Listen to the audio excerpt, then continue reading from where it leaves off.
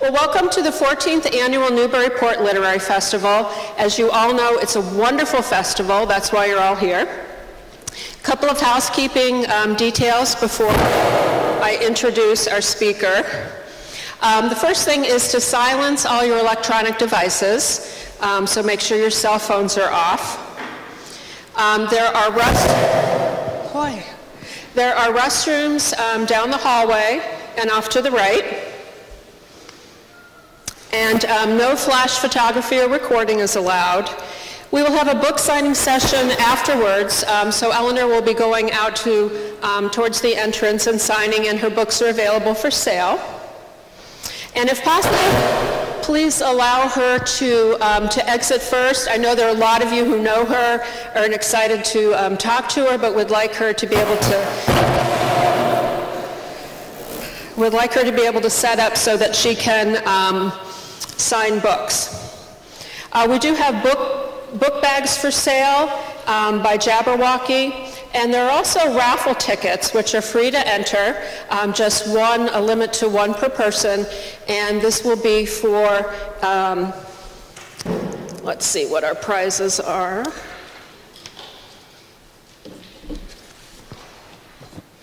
So the raffle winners will be drawn after the festival.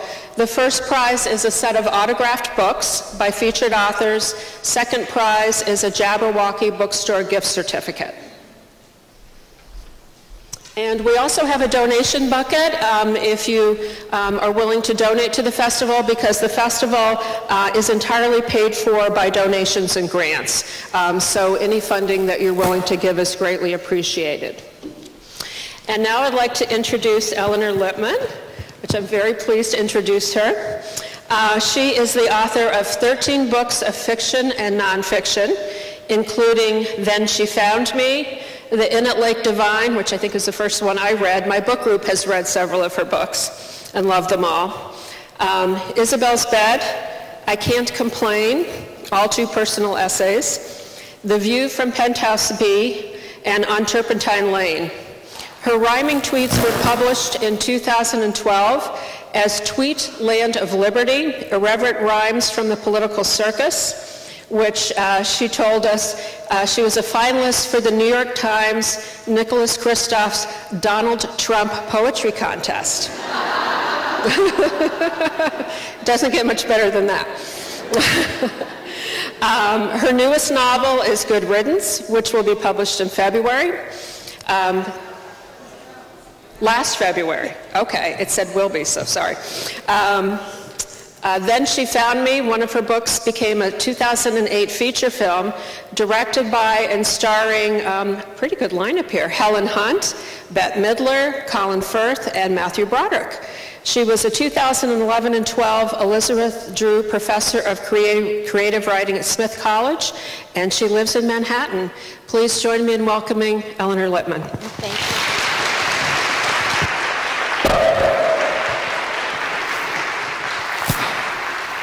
Is this okay? How's that? Is that okay? So that way I don't read sitting down. Now what I'm going to do is, usually I explain where the book came from, but I'm going to do that second because it gives too much away, I think. So, okay. Can you hear me if I read like this and I bend over? Wait, I have an idea.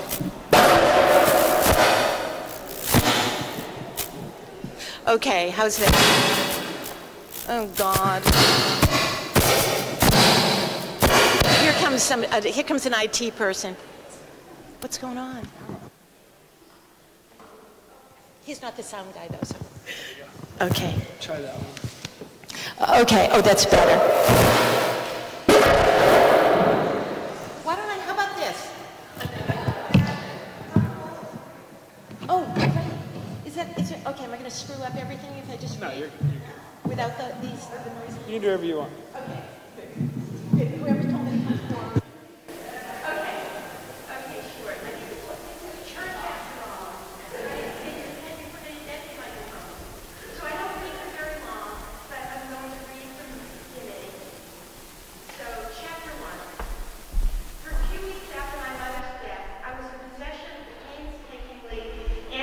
High school yearbook that had been dedicated to her by the greatest class of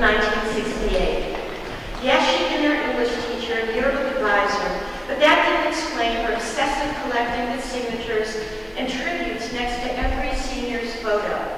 I can picture her, age 23, her first job after college, roaming the corridors of Pickering High School, pen and book in hand, coaxing the shyest, least engaged foyer girl to sign.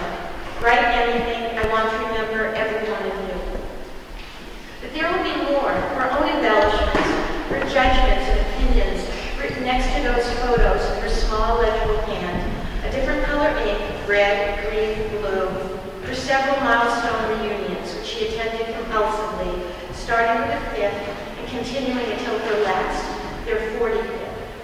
Her margin notes were coded with easily deciphered. M for married, S for single, D for dead, DIV for divorce, DUI, and said a few. Same dress she wore at 15, my mother recorded. This is I like to turn the pages.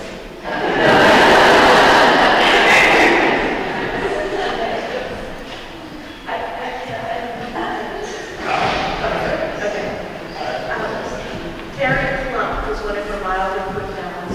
Braces, pregnant, occasionally still pretty. Looks older than I do is one of her favorite notes. Still holds PHS record for 100-yard dash, said one, and danced with him appeared often. Had I known about this project as it was happening? I hadn't. Several reunions were held before I was born, and later ones attended even after she retired were discussed with her 2 daughters.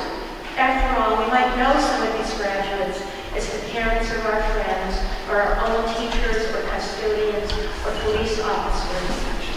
A handwritten codicil on the last page of my mother's will said, my daughter Daphne will take possession of the Pickering High School's yearbook, the Monadnock, and nothing more. I took it down with me to Manhattan, where it stayed on my shelf for a month, till I read a magazine article about decluttering. The test, would I ever reread this novel, these college textbooks, these magazines? Did I really need a Portuguese-English dictionary? What about the Panini press and my dead blackberries? The expert recommended this. Hold the item in question, be it book or sweater or socks or muffin tin, to your chest, over your heart, and ask yourself, does this thing inspire joy? I hugged the yearbook. Nothing. Well, not nothing, worse than that, an aversion. Apparently I didn't want, nor would I miss, this testimony to the unsympathetic, snarky side of my mother's character. The best-selling decluttering wizard to the property owner had to be tough, even ruthless. I certainly was that. Goodbye, ugly white vinyl ink-stained yearbook with your put-downs and your faint smell of mildew. Maybe it was my mother's legacy in a time capsule, but it had failed to stir emotion in my bosom. Possessing too much stuff anyway, in a cramped apartment, bookshelves overflowing, I threw it out. Or rather, being a good citizen, I walked it down the hall to my building's trash closet, straight into the recycling bin. Now this is going to be a very edited, the next few pages, very edited. In case you're following along, you won't be able to because I keep cutting here. And then I'm going to tell you before, during, and after the writing. I never met Geneva Weisenborn, despite our residing at opposite ends of the same hallway. Our introduction came in the form of a note slipped under my door announcing, I found something that belongs to you, are you home? Followed by an email address and every phone number, including her mobile number. My wallet, my keys, I checked my pocketbook, all there. Had a misdelivered piece of mail or dropped glove and traced back to me. I went to my laptop and wrote to the seemingly thoughtful stranger, asking what possession of mine she found. She wrote back immediately, a high school yearbook. We need to talk. No, we didn't. I did reply and wrote, thanks anyway that I recycled that. Then added a postscript. There's no meaning or value, sentimental or otherwise, in case she was looking for a reward. Contact info, she answered. My first mistake, I sent it. Immediately my phone rang. After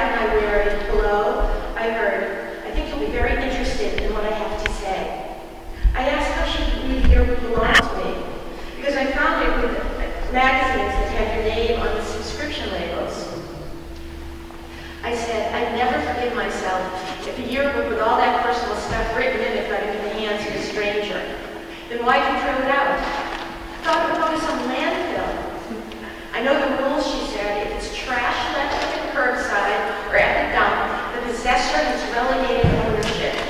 The possessor has relegated ownership? Was I talking to this ragpicker's lawyer? Why contact me in the first place, I asked. Why not just keep it? I never know. Because I wanted to go about it in the most professional manner possible. Believe me, intellectual property can be a real shitstorm. We should talk face to face. I mean, how about now? I'd really like to get this settled. Yet what's so far, it's just a question of keeping or giving back. In case she thought she had leverage, that she'd expose my mother's poison pen, I said, you realize that the owner of the book is dead, and it's too late to embarrass her. Embarrass her? I'm stunned you would say that. Your mother wasn't writing for her own amusement. There's no question she had a future audience in mind. Did she? What audience? I don't know what you want from me, I said. Permission. Was I catching on yet? Was I catching on? Not yet. She asked again if we could talk face to face. I said, is this really necessary? Figure in a jiff, she said. She rang my doorbell 40 minutes later, finding me newly annoyed with her interpretation of a jiff. I recognized her, having shared elevator rides or exchanged nods into the mailroom due to her colorful, bigger-than-life appearance and persona. She was large, wide, round-faced with black curls that tumbled around her face, eyeglasses upswept and filleting rhinestones. She might be 40, she might be 50, I couldn't tell. Sorry it took so long, but I didn't want to come empty-handed. She passed me an open shoebox lined messily with wax paper that contained several layers of cookies. No yearbook in sight, however. Cookies, I said, really, you shouldn't have. They're Pillsbury slice and bake. I always leave them packaged in my fridge. As soon as she stepped into my living room, I could see she was puzzled. Is there another room? Who lives like this? She looked around and asked if the hallway went anywhere. To the bedroom back, my kitchen, of course. It's very cute. What do you do? Even though I progressed no further than registering, I said, I'm studying to be a chocolatier. Where? Online. She couldn't look less impressed. Are there jobs doing that? Do they pay? With that, I officially categorized Geneva as a boundary challenge chatterbox, whom I didn't want to be chummy with. Haven't we just met? I asked. I know, very bad habit asking personal questions. It's not so much nosiness, but a failure to know it's personal and it's just conversation. Oh, never mind. No, I need someone to tell me when I cross that line. I motioned toward the couch, said I was going to put some of these cookies on a plate. No cookies, but you have vodka? I did. I poured us each a glass and returned. She raised hers and said, to the most committed yearbook advisor who ever lived. After my half-hearted clink, I said, I don't understand why you want someone else's yearbook. It tells a story, she's continued. Correction. It tells 100 stories. I remember the exact moment I knew this had my name on it. Next to one girl's picture, a pretty brunette with a perfect flip. Mother drew an arrow across the page to a good-looking guy, thin face, Italian last name, whom she married. What do you think his future was? I had no idea. Ballroom dance. Guess how that turned out, at least according to your mother's note.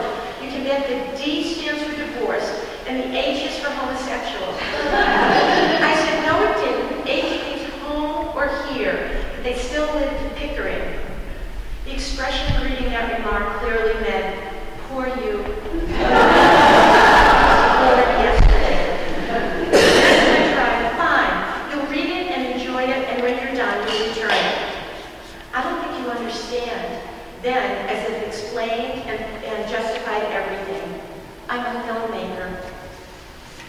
You're saying you'd like to turn the yearbook into a movie? Because I don't see, not a feature film, a documentary that explores what happened to the class of 1968. Where are they now? Who's married, divorced, happy, straight, gay? Dreams fulfilled or dead? but also my father's.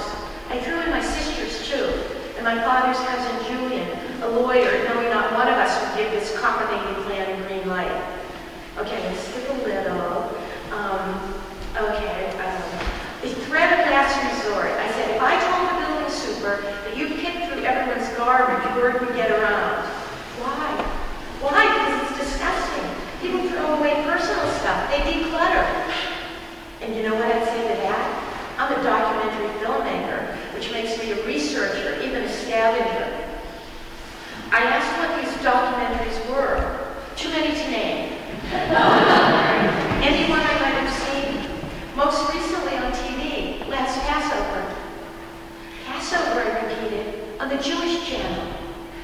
I said I had basic cable, which didn't include the Jewish channel.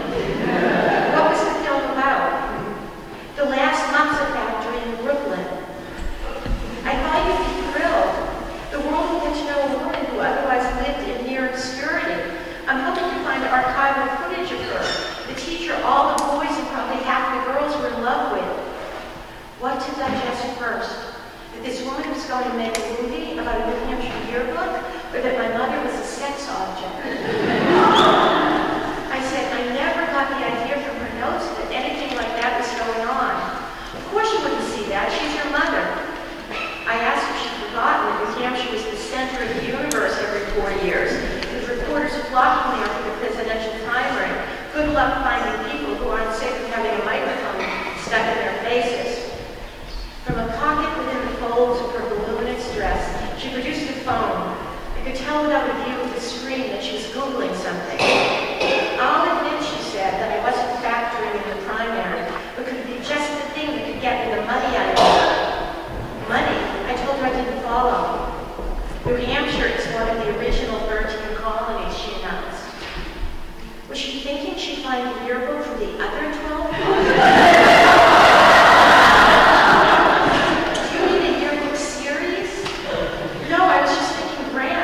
The National Endowment for the Arts, Daughters of the American Revolution, Kickstarter.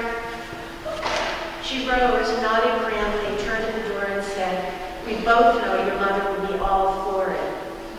What kind of bargaining chip did I have? Geneva had the yearbook in her possession, and I, who didn't believe in visitations from the other side, found myself wondering whether this was exactly what my mother would have wanted.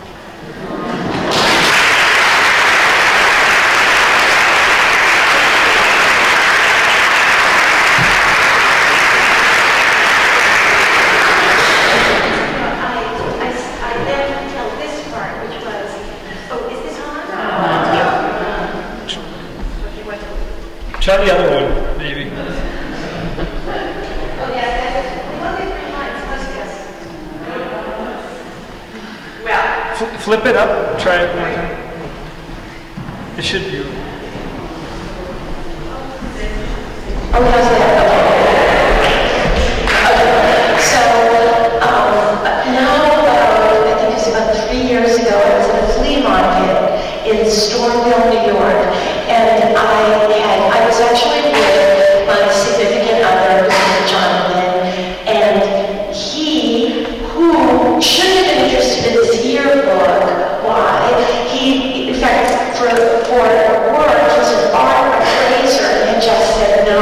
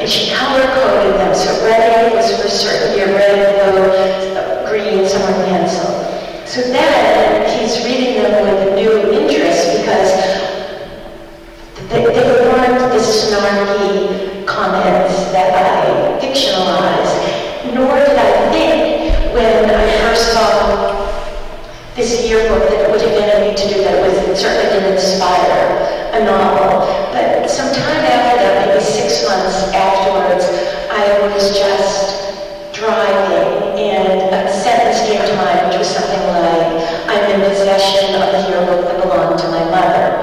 And that's usually the way my novels start, which is I don't know anything more than the first sentence. So I wrote that down, and that became Good Riddance. And usually that's sort of where that part of the story ends. Then, after one of the last things I did on my recent book tour was I went to Keene, New Hampshire. And I wasn't sure, I sort of asked the publisher what do you think, going to Keene, and they recommended Total Stone Bookstore. So I didn't know it because not only did I fictionalize it, but there's, I cast some sexual aspersions on the yearbook advisor, and possibly she's only, don't forget, 5 years older than the classes. So I know I'm sure it's an enlightened audience, they'll understand fiction is fiction, that this is not about Ruth Raymond or anything. Okay. So, but I was still a little worried. And when I got out there, I saw the front page of the Keene Sentinel, which, as I like to say, it must have been a slow news day, because above the fold, in letters, this has to be 7, does everyone know like 72-point type, is that about right?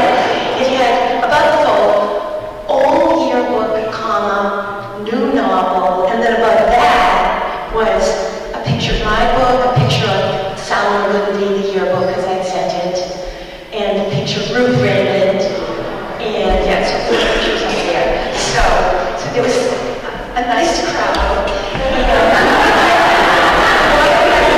Why did I think that the class of 55, nobody would, it's terrible to think that nobody at 82 or so would want to go to a reading or be alive. So before I even started, this lovely woman in the front row raised her hand and said, I wasn't in that class, but I was class of 56, and look, we got the paperback yearbook. So I have Salomon Goodby from 55, even though it's not the hardcover, and I said, oh my God, and that was what I did all night, because one thing after another, and then this lovely, tall, blonde woman in the front row said that she was in the class, and I said, I had the yearbook with me, and I said, what was your last name? I'll look you up. She said,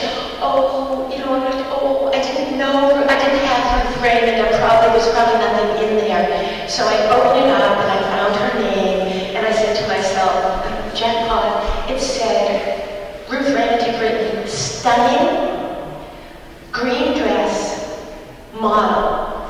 So I read that, and the woman said, I still have that green dress. Then she said to the woman next to her, the aforementioned Shirley, it's in my vintage collection.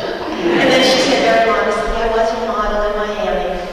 And then I'm still stunned, and every sentence I'm saying, John, wait till I tell Jonathan he's going to faint. And that same woman, Carol, said to me, we did a yearbook for our 50th reunion, and I had an extra copy.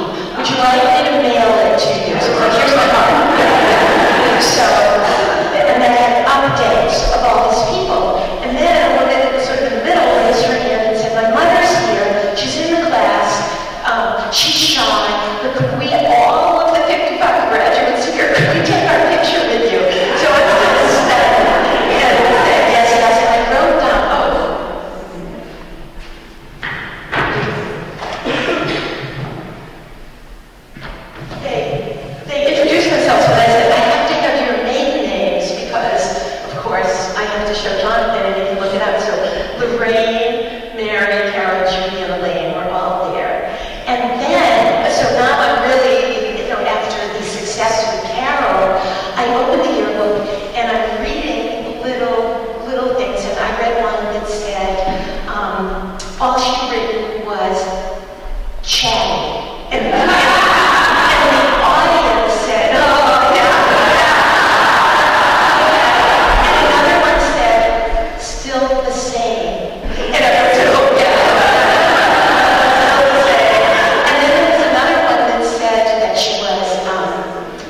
manager of the Boston Opera Company, and that she was now going on a trip to East Africa, and then it said, dramatic, and the whole audience said, oh yeah.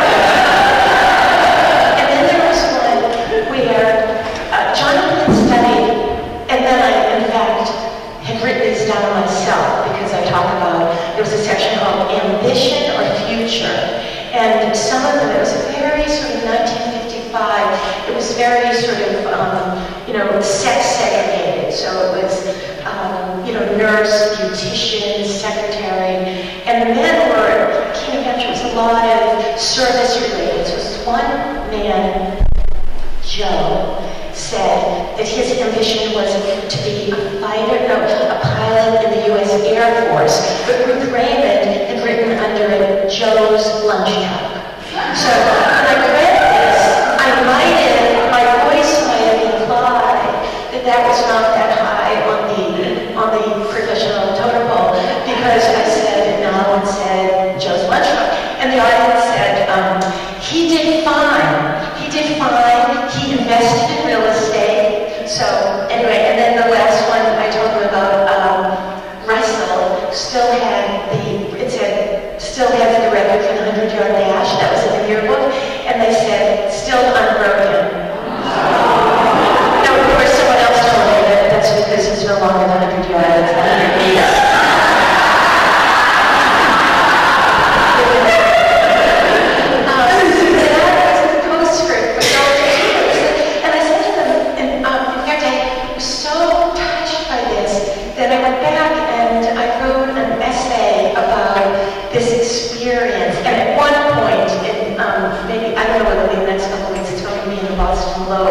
Because it was just, I said to them, it was like I was meeting celebrities, and it was as if I was meeting characters that I had not actually made up. I was, so anyway, it was very thrilling. It was much fun as a bookstore reading, yes, I think.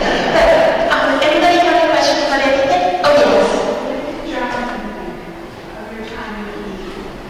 Oh, well, you can imagine, from the bookstore, before I ate dinner, I called them and I said, and of course they had taken pictures, I took pictures, and he was flabbergasted. And when that book, when the 50th reunion one arrived, he reads it. And this is this poor, deprived yearbook. And I said to him, but in the years, by that point, lived in the United States for 38 years, you must have seen yearbooks. He said, yes, but this was my only chance to own one. So then when the 50th reunion arrived, he studies it and reads aloud from so-and-so and how many kids they had, and they moved to California, but then they moved back, and they had a disabled child, so all this stuff. So, and of course he's very proud that finding his yearbook for $12 eventually worked into a novel. So, and I would have dedicated it to him, but I was very, very close friends with Anita Shreve, and she died March 29th a year ago, and she was able to read the manuscript. We didn't know how serious it was, but I was able to write her and say, I'm dedicating it to you, and so, yeah, anyway, big one to shoot again. So, yes, and yes. Do you have any role in somebody who will narrate books on tape of your book? Did you hear that role in picking who narrates a book? I didn't for the first few books, and there were some bad choices. One of them was the Inner Divine and a lot of Yiddish words in it, and they were massacred. And yes.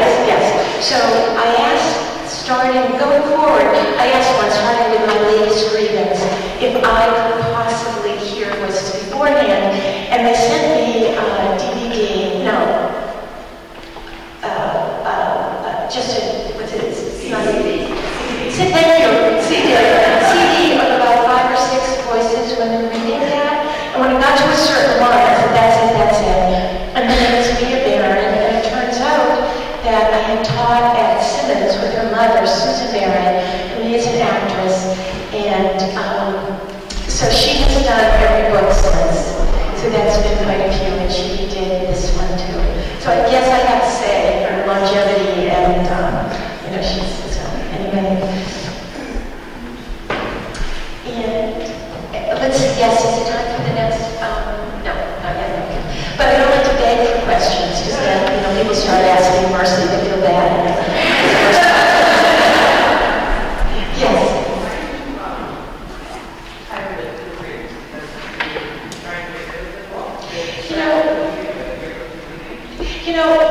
I was looking for a title, and one day I don't know why, I had the dictionary open, an old-fashioned dictionary, and the word riddance popped up, and so the phrase good riddance, and then I thought it fit throughout the book, and then when I tested it on people, I had, an entirely positive reaction, so, and it's not, and the author, it's not usually the author's choice, the marketing department or whatever, they have, they say in it, but everybody likes good riddance. And one thing I liked is when I would announce to people that the title of the book was Good Riddance, people would usually laugh, so I like that. Yes?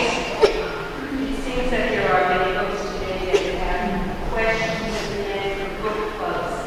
And so what I'm wondering is, does the presence of that segment of the book influence you in any way as a writer? Thinking that the book might have questions for book club. Could you hear that? The questions that they at the end of books for book clubs. I've never had that. I've never had those questions at the end of the book. And I was just recently sent for, I'm not even sure if it's going to be in the paperback or just online, for Good Riddance. And I wrote back to the woman who wrote them, and I thought that these seem to be very flat-footed questions that almost had to do, almost like a quiz. Things like, what was the name of the year? Well, that's not, is that what book groups discuss? I don't think so. Is it? No, but I was wondering if you were familiar with that trend, and if it, as a writer, can you conceivably think that it would influence your writing, thinking that there would be a section? No, especially since I haven't had that. And if I wrote them myself, in fact, I crossed out a couple and wrote the ones that I thought it would evoke, a little more thoughtful response, because once in a while you visit a book group. I remember going to one once for Then She Found Me, and I was sitting in someone's kitchen in a circle, and one person after the other said, I liked it, I really liked it. And the next person said, I liked it too. Then someone said, I thought it was funny, and then I would say, I thought it was funny, and I thought I'd never do it again.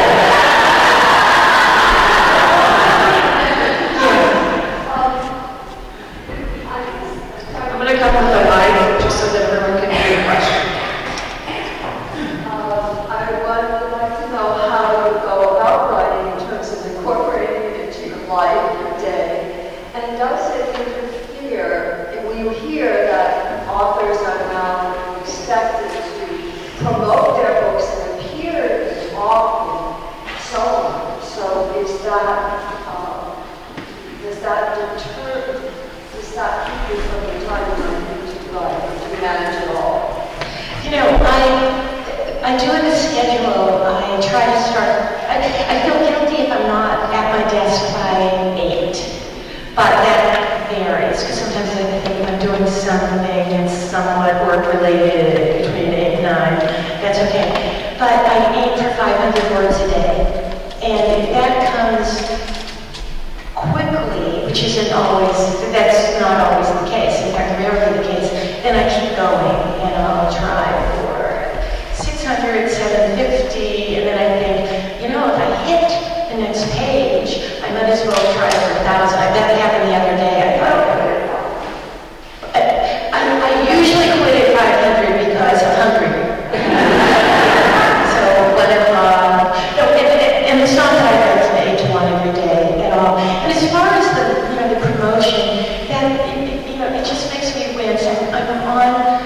Facebook, and the tweets are almost always my run, political tweets, although since my book tour, and since, you know, I can only write the tweets, they're all from Trump's point of view, first person Trump. So when things, you know, when things are bad, and children are being separated from their parents, you know, I hardly want to write a funny tweet. So it's been a while. I've been on this since the book tour, sort of on a tweet hiatus. But luckily, my publisher does not push me to do much, and they have social media people who do a lot, but I don't consider that part fun. And also, I try to be a good literary citizen and go on Facebook and see what other people are writing. And, you know, they're writing about their ill parents and their colonoscopies. Like, who would do that? You know, why would you write about that?